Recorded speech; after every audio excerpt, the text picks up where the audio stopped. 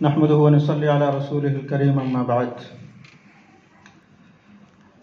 जमियत उलमा नेपाल के मुताल्लिक़ जो बातें थी वो तकरीबन जो मुख्तसरन उनका तारुफ़ था मौलाना सिराजुल मोमिन साहब की तरफ से हो चुका, और जो कारकर्दगी है वो मौलाना अब्दुल खालिक साहब की तरफ से हो चुकी है।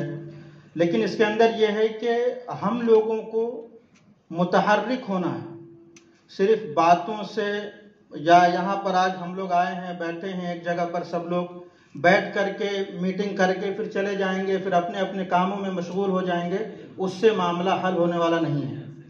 इसलिए मेरी ये गुजारिश है कि आप हजरात, चूँकि यहाँ पर 50 लोग के करीब मौजूद होंगे, आप हजरात जो है 500 लोगों को भी जोड़ सकते हैं इस जमीयत से।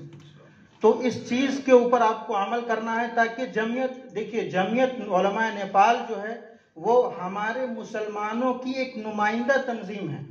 तंजीम नेपाल में बहुत सारी है, बहुत सारी, हर शख्स ने, हर मौलवी जो फारिग होकर आता है वो जमीयत खोल लेता है, लेकिन जमीयत उलमा नेपाल जो है उसकी एक रिप्रेजेंटेशन है हमारे नेपाल के अंदर, तो उसको मजबूत करना है। और हमारे लिए शर्मिंदगी की बात यह है कि उसके पास एक अपना ऑफिस तक नहीं है।